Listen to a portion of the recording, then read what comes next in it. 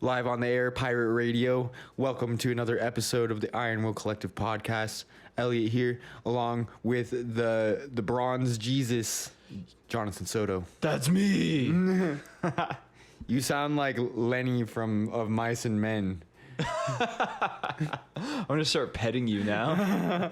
Hopefully, I don't break your beautiful neck. Or my glasses. Yeah, no, I wouldn't do that. Yeah, I'm a only true friend, man. Only a real jerk would break I don't even someone's touch your glasses. Yeah. Jeez, it's just wrong. Yeah. Just wrong.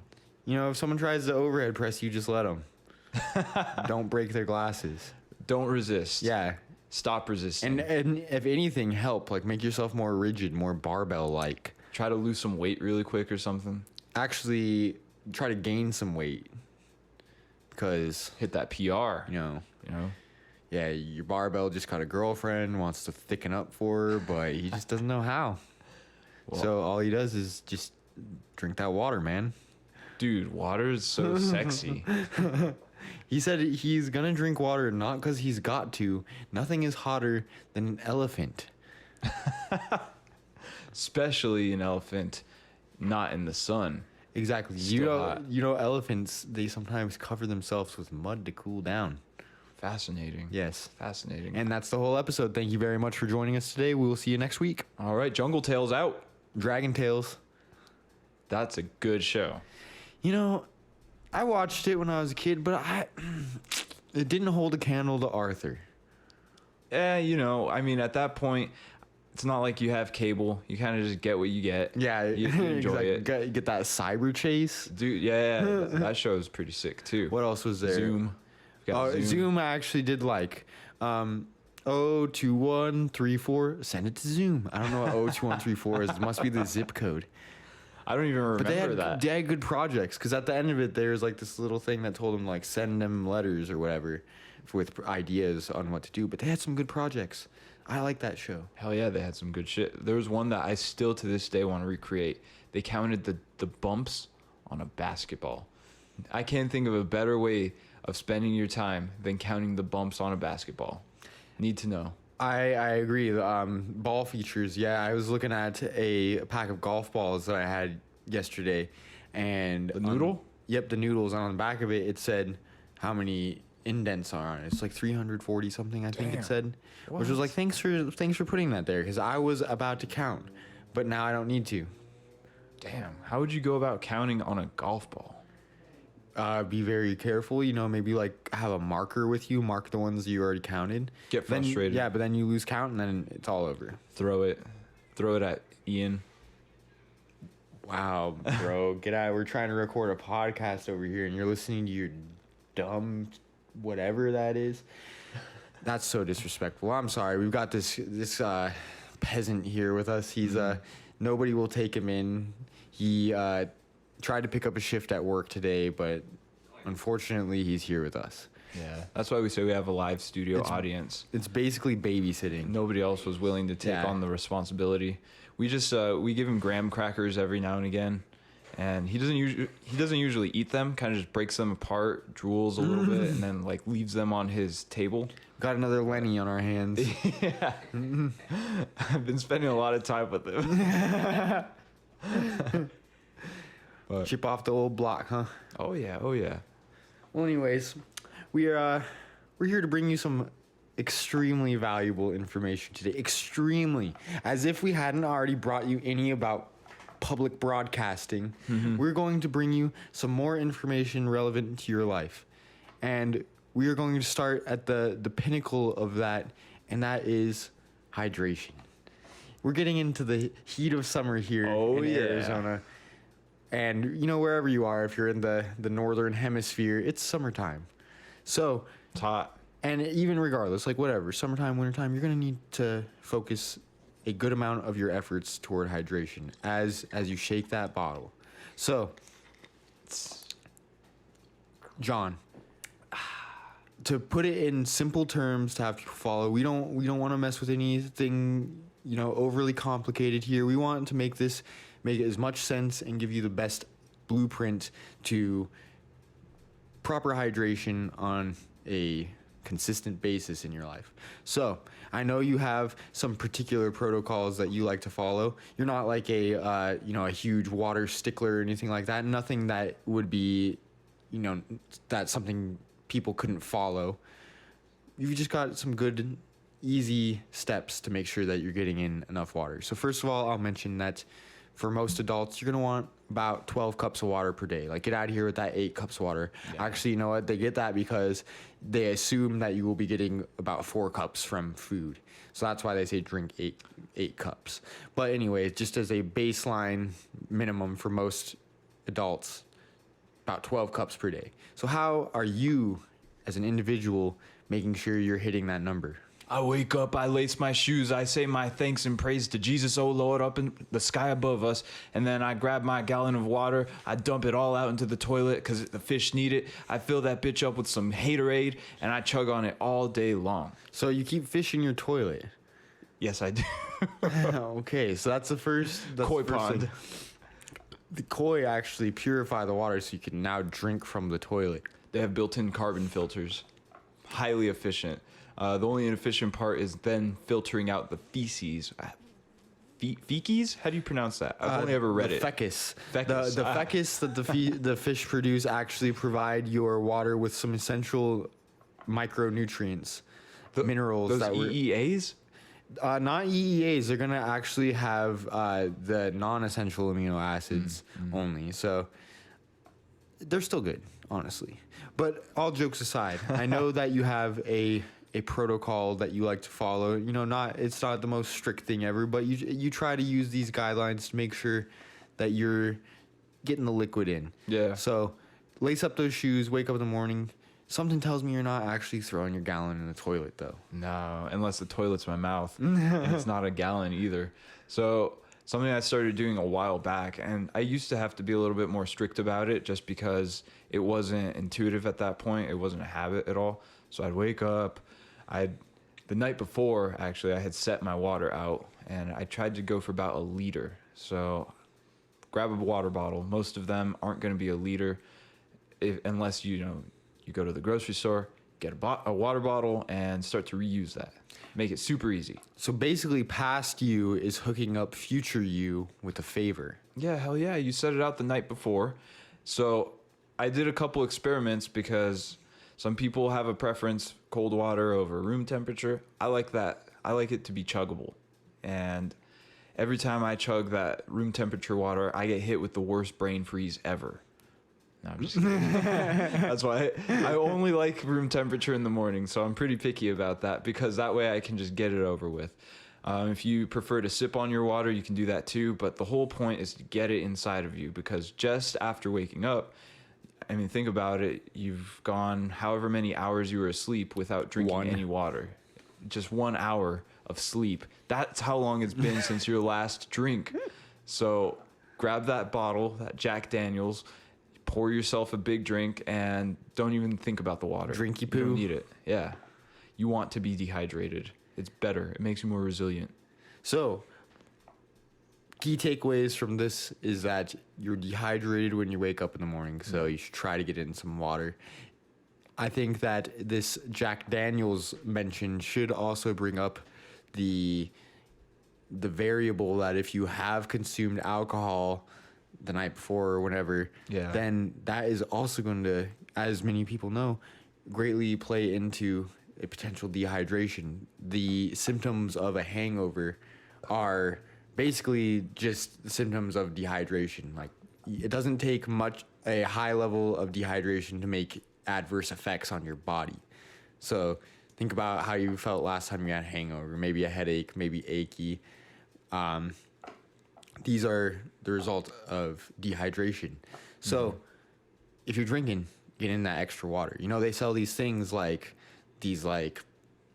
I don't remember any specific brand name or anything, but these products that are super high in electrolytes that you can mix with water or whatever, or some of them are even pickle juice. Not pickle juice, but they're not a syrup, but a gel. I don't know if you've ever seen these. It's a gel that you can take to quickly promote hydration. It's not exactly a gel either. It's just thick, like a syrup or something. I don't know. Ooh, sounds yummy. But yeah, like this product I've seen people use it for like when they're gonna go out drinking or something. They have drink it on one its of these own? or something.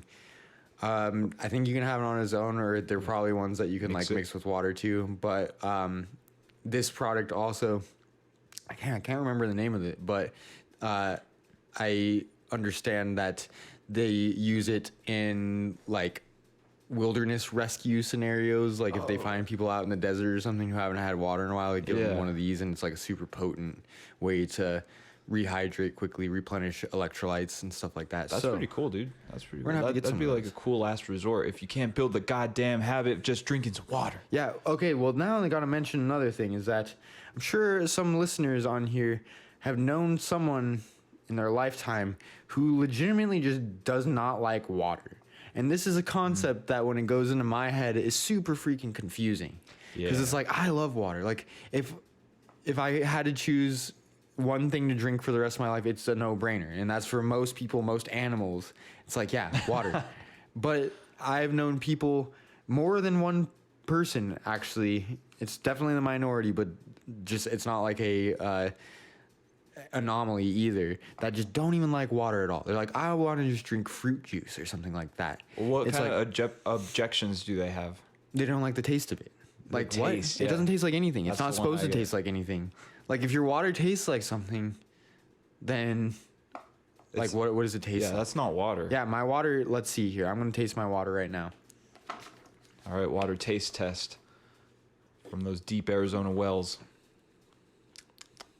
The only taste that I could possibly sense in this is like maybe a little bit of the, like it sounds bad, but plastic from the bottle. And I've got a glass bottle. Mine tastes almost like nothing. But I used to try and sit and think like, man, okay, if you're trying to describe the taste of water, like in a book or something, how would you describe it? Pure, clean, basic, neutral. I don't know. But if you don't like water, then like, You can do things with it. you ever heard of like Mio or whatever? Like this Yeah. that stuff that you drip in your water and it gives it flavor. Slippery slope, man, because next thing you know, you're just taking Mio straight to the mouth. No, you eye drop. Oh, even better, yeah. Then you can kind of taste it because They it make drip that- down your sinus. Ooh, they make that energy one too. Yep. Well, I mean, if whatever variety of water flavor or energizer, you got those options that are gonna be a little bit better than drinking soda pop or fruit juice or something like Yeah. that. I think it's an addiction that needs to be broken, though. But what when it about comes an down to addiction that needs to be established with water? That too. Like, all right, as animals, as like biological entities, we are all predisposed with certain addictions, like Breathing. exactly. Addicted to breathing, addicted to water. But some people, take that for granted, really. Like breathing, for instance. It's so easy to take breathing for granted because it is a function that is automatically done by your body. You don't have to put any thought into it or anything like that. So it's easy to just like let it happen and not really appreciate it. But if you ever got a cold or something and got that stuffy nose and try to go to bed and you have to become a mouth breather to go to bed, it sucks. It's terrible. So It's terrible. anytime, and I'm sure everybody who's listening to that has had this happen at some point or another. Just think about that and then try to appreciate breathing. First of all, that's a step into getting into water, I think. So breathing is a little bit more essential than water. You can live a little bit longer without having water than you can without breathing. Right. Like you Wim Hof it up, maybe you got about 8 minutes. I don't know. Actually, there's like some pretty surprising records for like breath holding. Really? Like, yeah, I don't know any exact numbers, but I want to say like surprisingly long. Those Like, deep sea divers, like 10 minutes. yeah, like some sort of high level diver, like maybe a Navy SEAL or something. They probably have to pass a test to be able to breathe for a super long amount of time. They or not intentionally breathe, rather. pass out when they're training. Like they're supposed to faint. They're supposed to lose consciousness from their breath hold. Are you serious? Yeah. So wait, what does that do? Like if you're underwater and you lose consciousness, isn't your body just going to start breathing again and then you die? Yeah, no, okay, they don't try to do it every time. It's just during training. I think it's to expose them to like the upper limits to get that threshold. Come on, man. All right. Ian, go home. No, you need to be quiet, okay? Bro, that was so No, you need to be quiet. So, yeah, they do these breath holds for such a long ass time that they actually pass out, and I guess you fail if you don't pass out. It's weird. We need to ask David Goggins. I'll call him up. Yeah, call him right up. now. We're Call him and kind ask him. of we're Hold kind of on. close friends, you know. Yeah. But anyway, yes, that's just one tip. For preliminary tip is take a moment to appreciate the joys of breathing. Yeah, And so then- you can drink. Exactly. So you can drink. Exactly. So it's like you got a hierarchy here. You got breathing up here. You got air. We need that air. Then you got water. You need that water. Then you got food down here. Because, you can last about, let's say super, super high estimation, but maybe 10 minutes if you really train without air. 10 minutes. Water, a couple days. Like food, a couple weeks. Yeah, And what else you got? blinking. Blinking, I mean, I don't think that's necessarily an addiction. I feel like I'm you addicted, could just either close your eyes or leave them open. One or Tape the them other. open, yeah. Well, I'm a functioning addict then when it comes to blinking. Like, I just do enough to get me by, no more, no less. That's a good way to think about it. You want to conserve energy, especially when you're holding your breath for 10 minutes. Oh yeah, that's why for the rest of this pod, I'm not gonna blink. All right, I'm going to hold you to that. If I see you blinking, we're kicking you out with Ian. I'm done. Kicked out already. Dude, be quiet. Wow. Wow. I'm sorry, You everybody. need one of those signs to hold out to the audience Yeah, that says, really. "Shut the heck up." Actually, we're just legitimately never going to have Ian over again. We'll have to start smacking him. He'd probably like that too Yeah, much. that's true. Gosh, can't He's a give him what he sadist. wants. Well, Ian, you need to learn about water. But no, you need to be quiet. You need to be quiet. That's what you need to do first and All I foremost. drink is water. You shut the fuck up. Fuck yeah. You're not a part of this podcast. We would never subject this audience to the bullshit that comes out of this kid's mouth. Bro. He is absolutely a mockery to all things fitness. So we're not gonna let him talk. He's like the anti-messiah of fitness. Yeah, he's like Nostradamus effect Antichrist. Yeah. He's gonna give you everything you don't need about it. He's like, so here's a shake weight, and we only go to Planet Fitness. You never want to max out. Compounds, compounds. Can't even spell it. No. Honestly, all the weird things that Planet Fitness does aside, they don't deserve that much hate because they make an accessible gym experience to someone with even the lowest budget. I think So- that. Yeah, you're right. But they don't have barbells and stuff, so that's where they lose me. It's That's the bull crap part. So, okay. The other day, I was hanging out with my family, and we decided to go out to a buffet, and we did our thing. Actually, Corona buffets, don't know if you've been to one. Very odd Is experience. Golden Corral still closed? Because they Probably. I was thinking about going and breakfasting it up over there, but Oh. they're still closed. No, like as this of like place- last week, This place is called Lynn's. I think Golden Corral's still closed. it's over for them. Yeah. They're never gonna open. No, the sign out in front of their It's like, restaurant's we'll see you soon. See you soon. It's Line. like the letter C Yeah. and U. They ran out of They're all sad. letters up there. But this place was cool. You had to wear a mask just to get in. And then when you go up to the actual buffet, instead of serving yourself, they had it all blocked off with plastic guards. And then employees would serve the food for you. So you just Can you tell say them like more? what you want. I want more. Come on. Oh yeah, they ask you like how many egg rolls you want and stuff, how many of whatever you're getting. So it was pretty cool. You go back to your table and then you take your mask off. Now you're allowed to eat. So No, you have to eat it back. straight through. No, the other Selectively permeable membrane.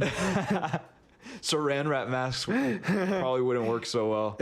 Need a little more force to get through. It's actually employing the same type of system as your cells do, where it has like a lipid bilayer that's like hydrophobic on one side, and then it allows like fat to shuttle things in and out, or proteins or whatever. So that's the technology we need for face masks now. That would be sick. Yeah. Is a cellular membrane face mask, so you Cool can eat force through it. field. Exactly. Wow.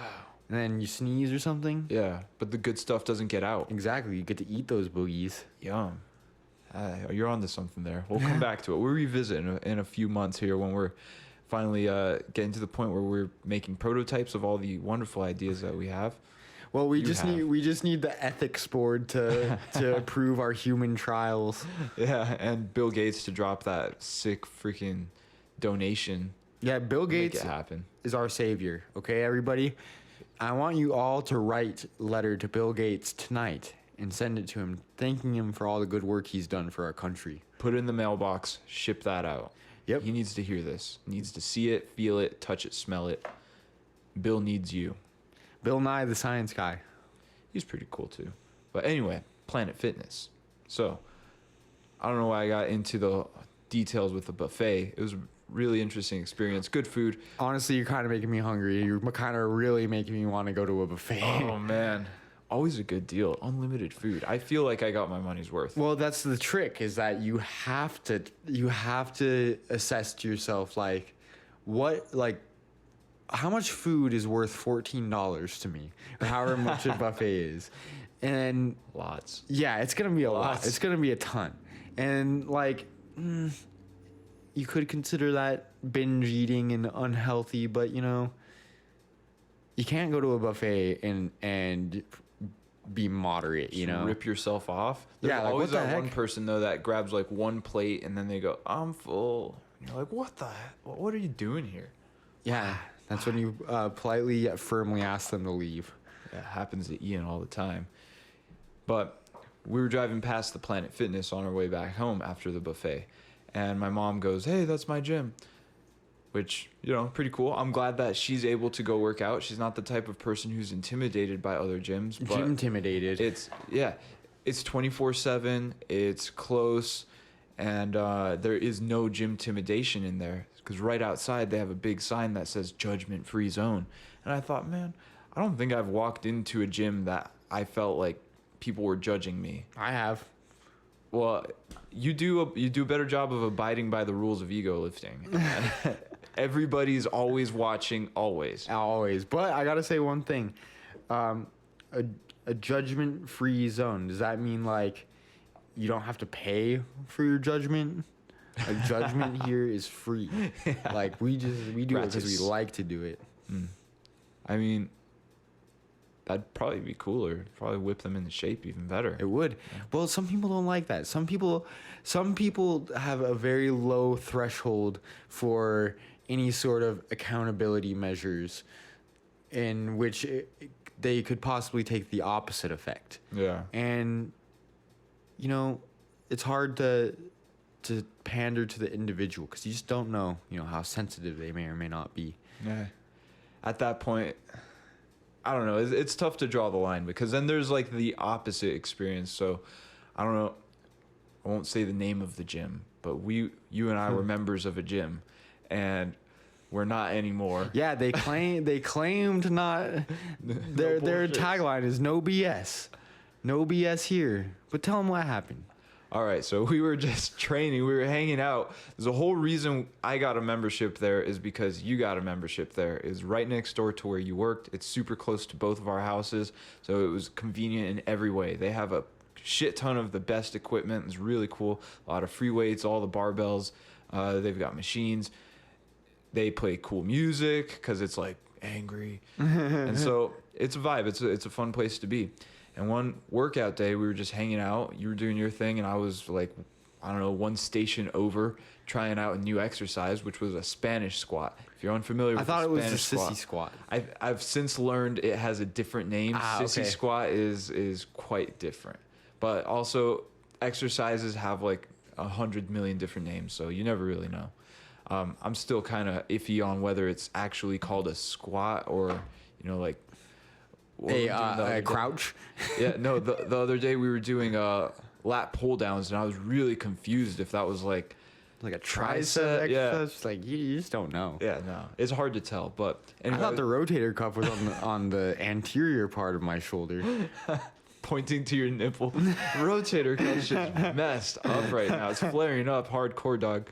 So anyway, I was doing these or Spanish squats in which you take a fettuccine style band, you wrap it around like a fixed post, and you put your legs through each hole of this band. You sit back into it, and it's almost like doing a wall sit, just minus the wall, and it places the tension a little bit differently through your quads and through your hips. So it's an exercise that you can either hold or you can do for reps. I think at this point we were doing some reps. The thing is, this gym, this place, has a really big aversion to ballistic movements, as they call it, or stupid movements, as they would also call it, with any type of bands. Like, they were really picky about what you're doing with their bands. But this movement was not in any way, shape, or form ballistic. No, not at all. Not at all. But I think 2 mistakes here. Well, maybe 3. Okay. So Well, first I don't know. Let's see what yours are, because there might be a 4th. Okay. So I'm at 3 right now. Maybe there's 4. First mistake, I was using a band. Second, back in those days, I was using classic pen and paper to track my lifts, but I'm super anal, and I had a spreadsheet that I made myself, and so I could write everything down. I had a column for the exercise, for reps, for sets, for weight, and I really liked it. So I used that for a really long time, and that's just how I kept track of what I was doing. So I was writing my stuff down. I kept it in this nice little like plastic binder. It looked really official because, man, I don't want that shit to get crumpled up. That's my hard work right there, baby. So I'm taking care of it. I'm doing my exercises. Third mistake, I asked you to try them. So I went and talked to you. I was like, hey, man, you should really try these out. They're pretty brutal. And so just as you were trying them out, co-owner of the gym, this massive guy, he's mid-set. He's benching over there, just a stone's throw away from where we are. And he looks over and like throws his headphones out, and he gets up really quick right as soon as he racks the weight up. It's like he must have been watching us while he was repping. Puts his weight away and gets up, and he comes over and he picks my binder up. You didn't know. You missed an important part. What? He yelled from across the gym. He's like, "You guys are pushing it." Oh, yeah. And then we're like, thumbs up, like, thanks. Thanks, man. We are. He's like, "You're really pushing We're it." putting in that effort today. We're trying. We didn't know what the fuck was going on. Like, why? We thought he was proud of us. Yeah, why is he complimenting us? I don't know, but thank you. Yeah. And so he kept saying, "You're really pushing it." And so he came over and he picked my binder up and, you know, my tracking sheet. He's like, "What is this? What is this?" And I told him, "That's just how I track my lifts." He's like, "Are you training him?" I said, "No. We both pay membership. Like, I'm not training him." Okay. 4th mistake. I just thought of one. Keep in mind also that prior to you asking me to try that, I was doing a completely separate exercise. Yeah. Like, I think I was doing like leg curls or something like that. Like, Yeah. Completely different. the only thing the same, I guess you could say, we're doing was we're both training legs that day. Yeah. No, for whatever reason, we split off and we started doing our own thing, but he thought I was training you. Prior to this session, I guess when I signed up, I told him I was a personal trainer. I don't know if that was a good move, but I believe in full disclosure, no secrets. I don't know why. Like, that's totally relevant to the situation. It's like, hey man, like, I like your gym. I'm a fitness professional, and I am giving you my industry opinion here that this is a sick gym. Like, thanks. Yeah. And yeah, that was your undoing. No, he got really pissed off, and he's like, "I'll keep an eye on you. I'll be keeping my eyes on you," something like that. And so we kind of just went back to lifting. It was a really weird experience because for the first half of it, I thought we were being complimented, and then for the second half, I was defending like how I track my lifts, and I could see the confusion, like where it would come from, but at the same time, fuck that. This is bullcrap, man. No BS. Get out of here. No, that was all BS. That was Like, 100% BS. So, gym owners, any gym owners or gym goers out there, gym goers, don't let gym ownership treat you like that. Be gym owners. Wow, you got paying customers in here and you're going to straight up accuse them of doing something that they are quite obviously not doing. Like, come on. Like, Yeah, and then keep your eyes on him. yeah, come on. It was always awkward after that. Oh, yeah. So we didn't stop going immediately after. We kind of rode it out for a little while. Cool gym. Injured our backs. Cool Yeah. gym. Other owner, very cool. Yeah, super cool gym. And I would love to train there again, with the exception of the BS that it comes with. So this is the opposite side of the coin of like a Planet Fitness, where you walk in and they're not going to be like, what is this? You're really pushing it. Well, they would if they thought you were training, but in no circumstance could I see a big box gym employee even like considering that we were training, like given those circumstances. Yeah, you're just like, trying what? something out, dude. Yeah, like a trainer would be like they're watching the other person do a workout and they wouldn't be working out themselves. And I know a lot of trainers will, kind of toe the line and at their commercial gym by like inviting a guest or whatever and say, hey, I'm going to be training you, but just know that I have to work out with you in order to not get us kicked out of the gym. This wasn't even like we weren't even doing the same workout. So it's like, well, what is it like? No. And in the past, we've done the same workout. Exactly, yeah, We we weren't were training each other. We were just on the same program. we were just Fucking going lifting buddies, man. Yeah, just swapping on sets, just like Yeah. But isn't that what lifting partners do? Like, Beats the hell out of me. I guess not. I guess we were really pushing it. yeah, you were training me. Dude, I was giving you so much money, and they weren't getting a piece of the pie. I was getting so much money, Yeah. like They 95 really an hour. missed out, man. Yeah, they did. And you didn't even give them a single bit of that cut. Nope, nothing. Wow. Yeah. So But, it's comforting to know that I could walk into any Planet Fitness and just really do my own thing, not be judged at all. Nah. I think they take it a little too far, personally. Just yeah, like, you need to find that happy medium there. yeah, where nobody really gives that much of a crap on what you're doing. I think the most important thing is to offer advice if people are going to be receptive to it. So let them know that you're here to provide that service, and your interest is in their safety and their continued progress and all that stuff. But like, there's no judgment. If somebody comes into the gym that I work now and they're like severely out of shape, You're gonna be walking up to that guy and laughing in his face. yeah, You're like, exactly. fat ass. Pointing fingers the whole way, just like laughing till he cries and leaves. That's not how it goes. Like, your dude. cat probably has asthma. Just can't do it, man. My cat's got such bad asthma. Yeah. I've only got 20 free hours per week, and I can't justify spending 5 of those working out when I could be spending time with my pets.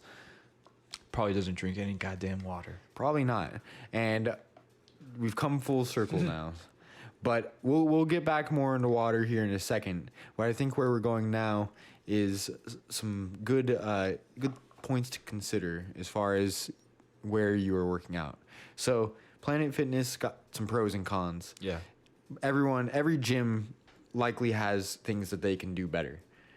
So Planet Fitness, what they do well is they have an affordable, accepting environment for lifters of, most levels. I wouldn't say any sort of lifter who has any interest in barbell exercise is going to have a good time at Planet Fitness, because they just don't have that equipment, and they don't want you, deadlifting and thumping the bar on the ground. I'm not even saying dropping it. I'm just even making any noise. Choose Fitness, another big box gym. I think that they have greatly stepped up their quality of gym, and that they have recently been putting in more strength training barbell equipment. Do they have a lot more platforms? racks? Yeah, they've installed, since moving locations here in the Tucson, northwest side location. They have installed multiple new squat racks. a lot more like bench stations and stuff like that. Yeah. So they're on the track to pander to individuals who have more, specific goals and training modalities than just machines and, fixed barbells and dumbbells. Yeah, yeah. But at the same time, they still have signs up in the gym that say, like, there's this one that says, if you're grunting, you better be in labor. Yeah, I what? like that one. What? Like, you're not allowed to grunt? Like, what? I guess. Come on, I grunt when I'm taking a shit. Dude, How am I supposed to not do it when I'm, like, deadlifting or something? just a quick little. Yeah, and then the people come over to you and they're, like, really pushing it, and you're like, thanks. Yeah. Thank you. Question mark. I saw in a recent or semi-recent Alan Thrall video, and he was talking about how some of the big box gyms are starting to realize these recent trends in training, and so lifting platforms are becoming a little more regular. Spaces to do barbell, like Olympic style lifts, are definitely a lot more popular, and so as they Bumper start to like plates and stuff like that, having restructure all of that. bumpers, yeah, for sure. These gyms are restructuring and kind of going into that area. But places like LA Fitness, I haven't trained there in quite some time, but as far as I remember, not really hitting that niche. I'd be willing to bet that if they are at all with the times, then they probably have at least a couple deadlift platforms in there now. Yeah. And have at least improved the standing of the equipment that they have in there. Not just having, one bench and one squat rack. Yeah. I see it as like a really bodybuilding centric type of gym, because it's heavy on the machines. I see it more of like a facility that is targeting, I don't want to say just women, Yeah. but like for example, in reference to the gym that we were speaking about before that, where we were pushing it and yada yada, I brought my girlfriend there one time to check it out because I was like, hey, like, you should get a membership here and then we can train together here. Yeah. It'll be fun. And she went and did one workout there with me, and she's like, I don't like it. They don't have a sauna. they don't have the amenities. And this is what a lot of those big box gyms do have, is like sauna, massage beds, like tanning beds, crap like that. And like, wow. I do not want that stuff at all. Like, I've never even been in a sauna. I'm not opposed to trying it sometime, maybe, but like, it's a gym. Like, I'm going here to lift weights and possibly do some cardio or possibly some, speed and agility training. Like, I'm not here to get a massage. No. Speaking of which, Iron Will Collective, now get on our website. We're offering virtual massages. Check it out. Yeah, we can't even go into much detail because we don't know, but yeah, virtual massage, we'll figure it out. Yeah, just hit us up. Yeah, dude, it's funny to think that like a basic setup for a gym is kind of a niche nowadays, like barbell and basic machines, like the gym that we were going to.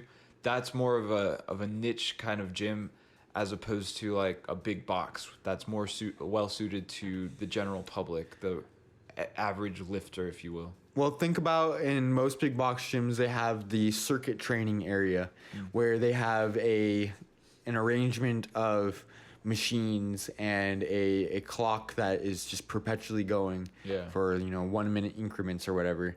And setting up a workout like that, while yes, it definitely has potential to be extremely effective, especially for a beginner.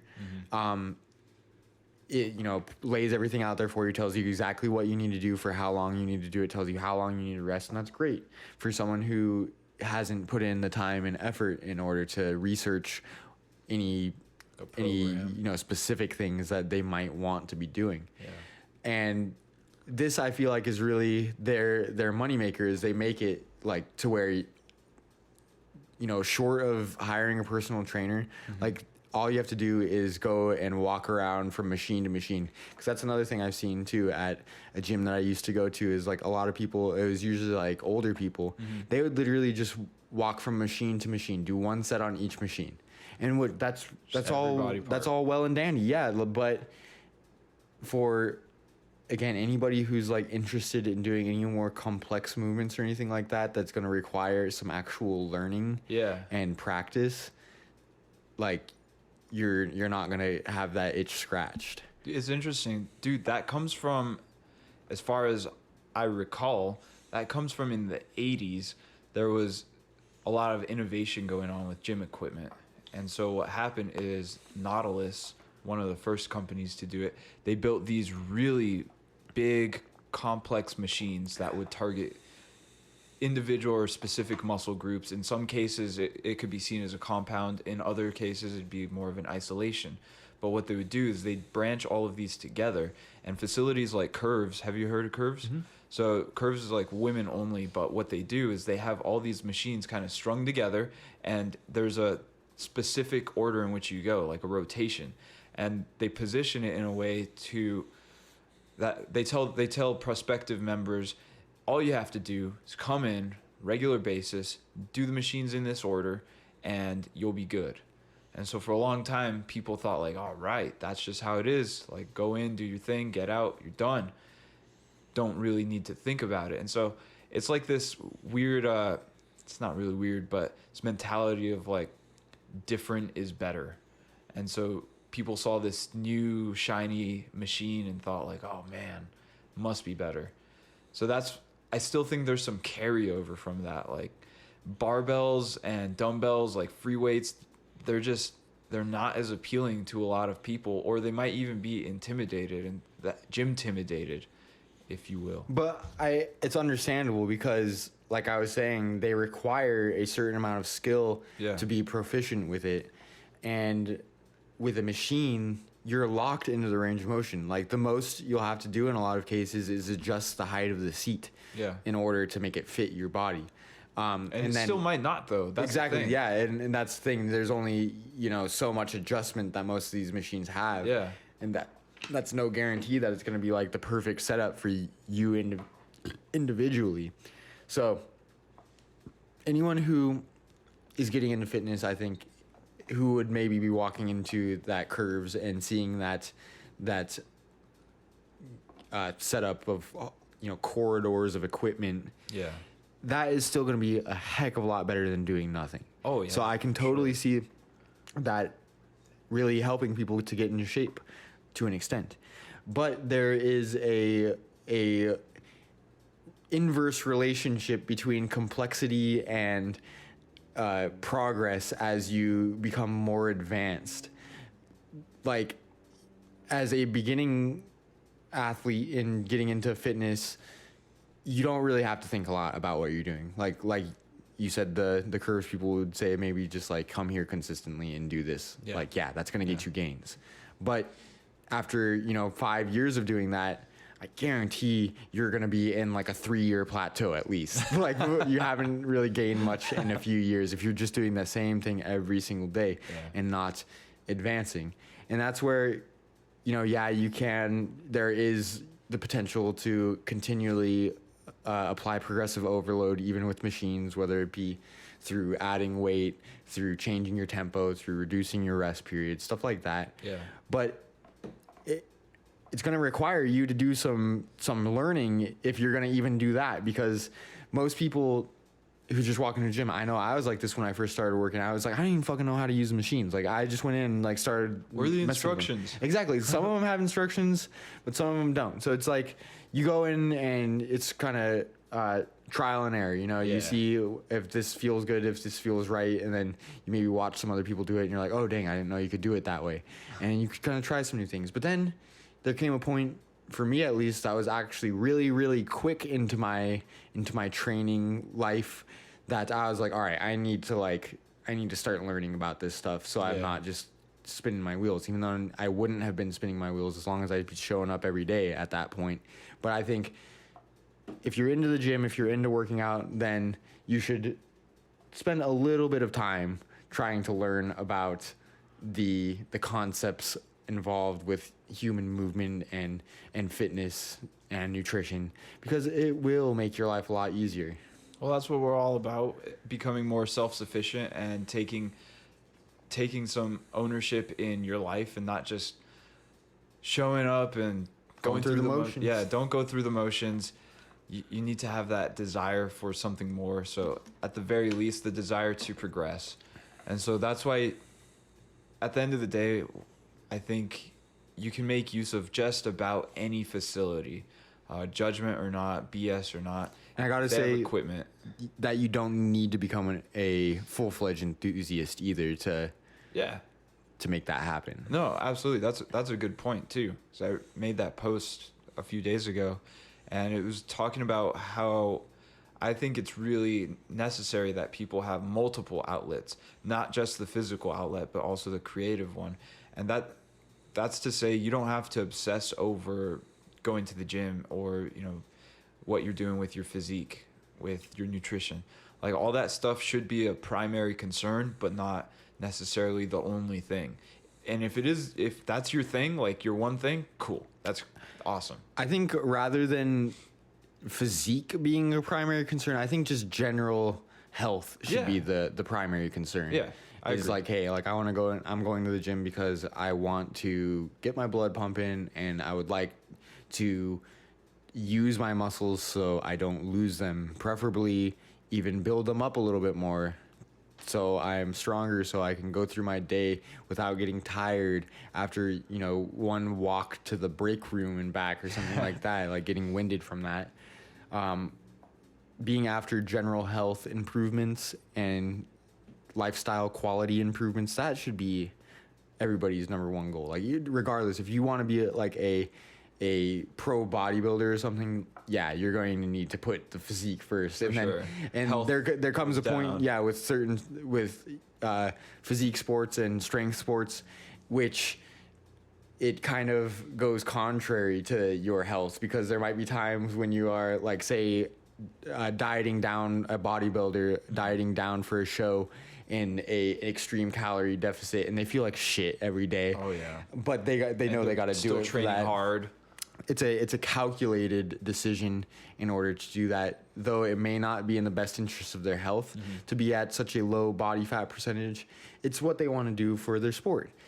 So for the general population, non-competitive athletes, if you can just strive to get your body moving, get it a little bit stronger, that is going to be hugely impactful on the quality of your life, I think. Yeah, and we've seen throughout all this quarantine stuff that you could do that at home with minimal, like little to no equipment. You don't really need a facility. And if you have a facility, well, then you're lucky, you're fortunate enough to have a little bit more than most people. And so in that case, you can make use of it. So it doesn't really come down to the specifics. Like, again, all that stuff is going to be considered minutia. It's not what you want to be focusing on. Like the equipment, sure, it's nice to have. You don't need it though. You don't need that. So make do with what you've got. The barrier to entry for a lot of equipment isn't that high. Like Planet Fitness, $10 a month. Bam, you got a lot of equipment now that you didn't have before. Yeah, 24/7. Yep. Dude, Thanksgiving, they're open. Thanksgiving.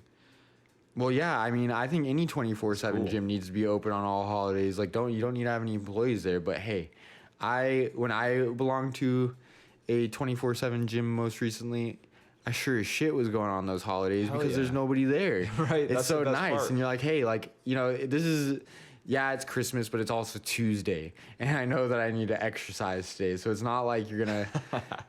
You don't give yourself. I mean, I think that might be another thing that separates the true enthusiast from someone who just wants to be fit. Because yeah, if you just want to be fit, you don't have to invest that much time. You can definitely take a day off, and it won't hurt you at all. But if you are a true enthusiast, you're going to go to the gym any chance you get, and you're not going to break your schedule for any reason, birthday, holiday, whatever. You're going to the gym, and you're going to enjoy it because this is your Christmas privilege. present.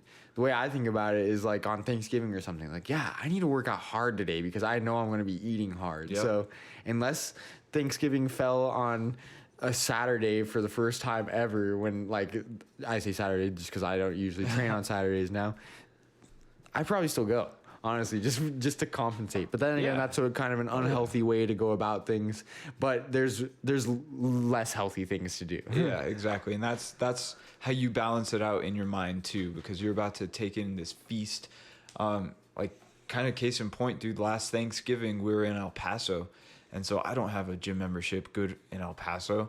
So I decided to hit up my local Snap Fitness over there, because Snap Fitness is all around the country. They're always 24/7 as far as I know. There's always a whole bunch of locations, so chances are there's one near you. I had enjoyed Snap here in Tucson, so I decided I'll go try the El Paso location out. Give it a shot. Man, nice people there. They actually had employees both the day of Thanksgiving, the day after Thanksgiving, and it was fairly busy. There were quite a few people in there getting their lift in too. But yeah, same thing. Just happy to be able to do it on that day, because Thanksgiving, dude, it's always on Thursday. It's never gonna be on a Saturday. You crazy? But it's all right. Christmas though, that could be any day. You never know. Come on. And in You that better case, believe that I'd be training, yeah, dude. because you know you're going to be eating a lot of food that may or may not be on your typical diet. So yeah, you want to make use of it. Yep, Put that energy to use. exactly. Plus, it feels good. So I don't know.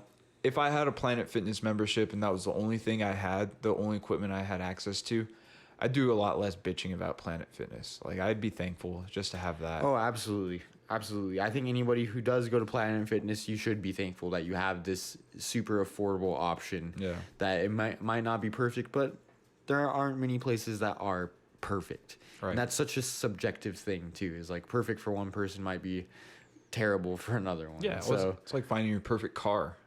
yeah, exactly. Literally 97 everyone. Integra. Dude, yeah, for somebody else that's not going to be their dream car, but it works for you. So you know what you want, and that's what you have. I think the same of like a home gym setup. You can kind of customize it, do your own thing with it, and try to make it perfect. It still might never be perfect, because it's like lifting. Unless you're Brian Shaw. Yeah. What's his setup like? I haven't seen it recent. He has like a giant garage, like Like a warehouse, right? basically Like a it's hangar? huge. Probably like over half the size of like my entire house, probably. Damn. Like big garage, and it is filled to the brim with every piece of equipment that he enjoys. That is the goal, is to be able to completely customize it the way you want, with like no space limitations or anything Yeah. like that. Money is not an issue. Like you can put whatever you want in there. So like where my Except home for gym, friends. man, I would prefer not. Last time I invited a friend that wasn't you over to train, he just never left. It's like feeding like raccoons. They just keep showing up. Super annoying. But He's still over there. yeah. Just been waiting for him to leave. Shut up. But yeah, enjoy what you got, and that just ties right back in with breathing. Appreciate it. Yeah, exactly. And there we are, water again. So you can absolutely enjoy water. It's a common objection, one that I've heard many times, is I don't like the taste of water. What the heck? You don't have to like the taste, but you do get to enjoy the life-giving benefits of this amazing liquid substance that is usually pretty inexpensive. But maybe some people don't really understand that drinking water will make them feel better, just like that in itself. Because another anti-water person that comes to mind, this person got sick a lot, Yeah. like a lot. And I can honestly say that a lack of water consumption probably had something to do with that. Like, I'm not a doctor or anything, so I can honestly speculate. Yeah. But like, what the heck? Come on. Like, if I don't drink enough water and I start to feel the effects of dehydration, which will typically start with like a little headache or something, Yeah. automatically I'm like, oh, this sucks. And if I start to get that headache, I'm like, all right, I need to drink a bunch of water right now, see if that'll go away, see if that's what it is. Because usually it is. So, again, I think it's like 1% water loss that has not been replenished can result in noticeable adverse effects.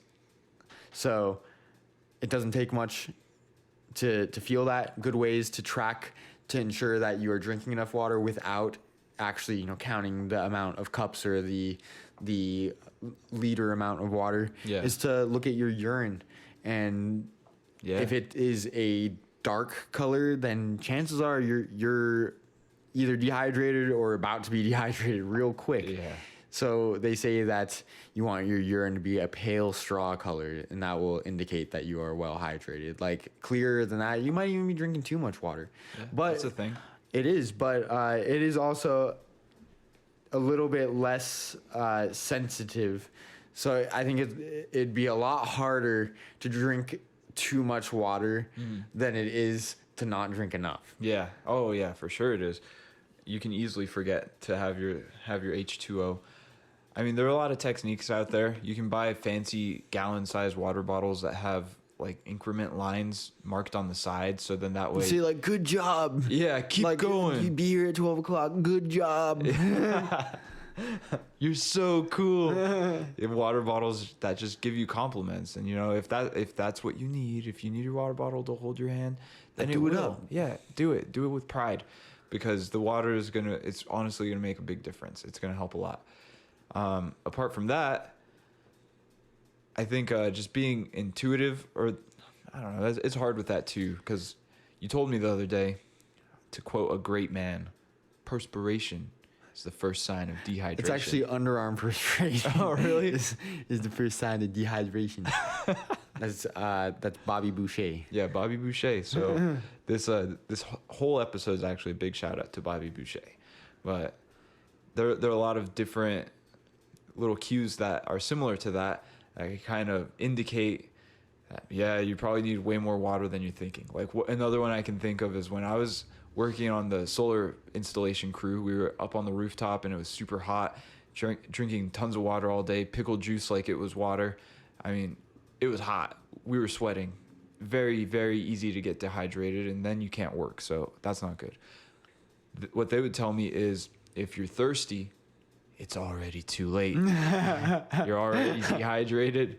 And so it was just constant water drinking. So you can't always trust that thirst signal to come in on time. Exactly. So just trying to stay ahead of the curve, have a little bit more water than you think you need, just a little bit. And if your pee starts coming out the same color as the water all day long, you can probably taper back a little bit and you drink a little less. But if you don't taper back, you'll probably be fine too. Yeah, exactly. Like, you're not going to drown yourself. Like, you're going to have to drink a lot of water all at once to drown yourself. I remember reading that your body can only handle like 1.5 liters of water at a time.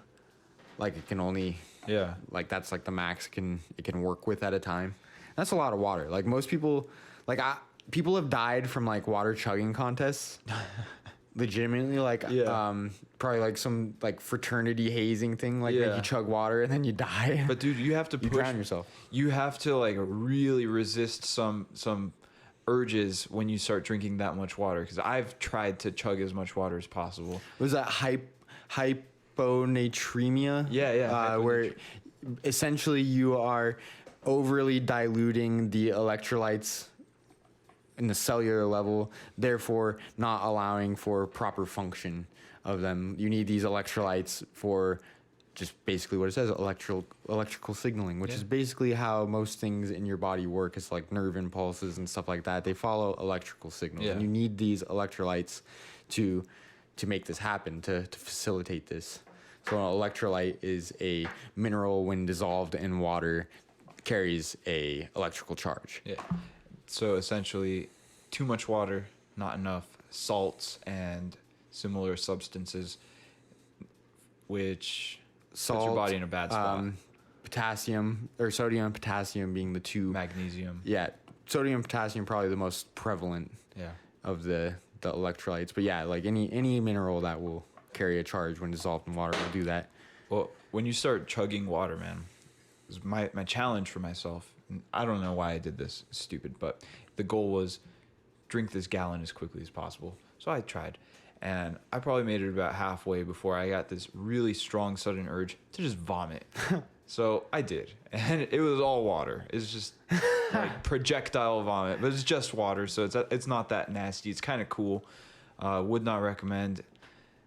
But yeah, so that's what happened. So moral of that story is it would be very hard to hurt yourself drinking water. Yeah, you got to actually be trying. Yeah, and I mean, at one point I was trying to do a liter an hour. The worst part of that was how often I had to pee, dude. That would be inconvenient. Like all the time, just always max capacity, run to the bathroom.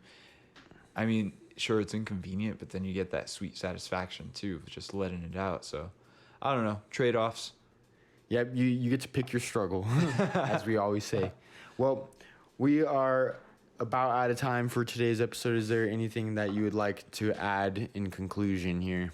No, just another quick reminder. We are building our catalog of programs here and are still adding to it. So if you visit ironwoolcollective.com/programs, we have 2 options currently available. They're both free. And so that's the Nutrition 101. That's our Nutrition Fundamentals ebook. And then we also have a Foundations Beginners Lifting program. It does require some equipment, the use of mostly barbells and a few select machines. If you're interested, check it out. Free downloads. All we ask is for your email address. So that way you can keep you in the loop. Yeah, and of course, if anyone needs anything in particular from us, feel free to reach out. We're always happy to help. At any time. Hey, thank you. Thank you very much, and good night. Good night.